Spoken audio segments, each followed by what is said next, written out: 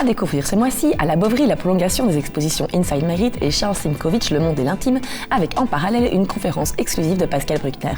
Dès le 18 mars, l'exposition Hommage Jacques Lozel, Au cœur de l'épure. Au Grand Cursus, la nouvelle exposition Les hiéroglyphes avant Champollion, avec des conférences, des visites en famille et un créamusée.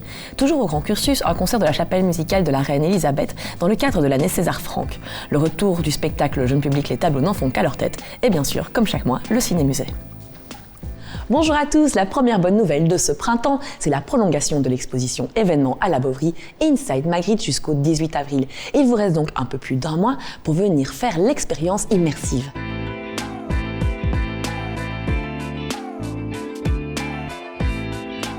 On en profite pour découvrir l'exposition consacrée à l'œuvre de l'artiste belge néo-expressionniste Charles Simkovitch, Le Monde et l'Intime.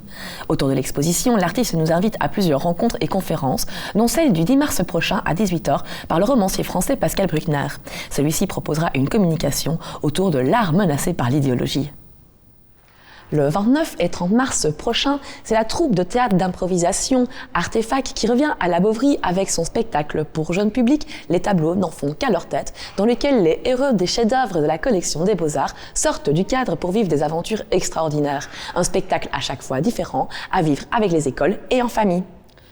Au Grand Cursus, dès le 3 mars, ne manquez pas de découvrir la nouvelle exposition Les hiéroglyphes avant Champollion.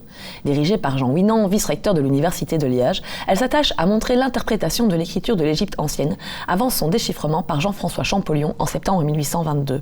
L'exposition retrace cette histoire à la fois curieuse et amusante à travers une sélection d'ouvrages anciens et d'objets antiques, témoins des interprétations de l'écriture égyptienne au fil du temps. Autour de l'exposition, les plus jeunes pourront fabriquer leur propre couronne de pharaon lors du Créamusée du 6 mars. Les familles pourront également découvrir de manière ludique l'exposition lors de la visite du 13 mars. Le 10 mars, Aurore Motte et Laurence Neven présenteront une première conférence intégrée dans le cadre d'un cycle autour de l'exposition. Celle-ci sera consacrée au thème « Le système complexe des hiéroglyphes entre textes, images et symboles ». À cette occasion, l'exposition sera accessible en ouverture tardive jusqu'à 18h30. Le Grand Cursus commémore également le compositeur liégeois César Franck à l'occasion du bicentenaire de sa naissance. Parallèlement à l'espace d'exposition que lui consacre le musée, le Grand Cursus accueillera le 15 mars la chapelle musicale de la reine Elisabeth. La classe de chant de José Van Damme, associée à l'Orchestre Philharmonique de Liège, reprendra 15 mélodies et duos de César Franck, un événement exceptionnel à ne pas manquer. Enfin, toujours au Grand Cursus, le ciné-musée du 16 mars proposera la projection du film de Stéphane Manchematin, Le cristal et la fumée. Il y dresse un portrait de l'artiste plasticien Patrick Neu, qui depuis plus de 30 ans travaille les matériaux fragiles tels que le cristal.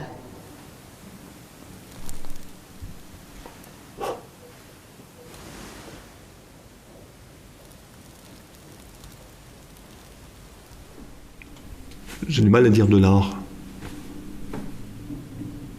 Le mot artiste me gêne aussi.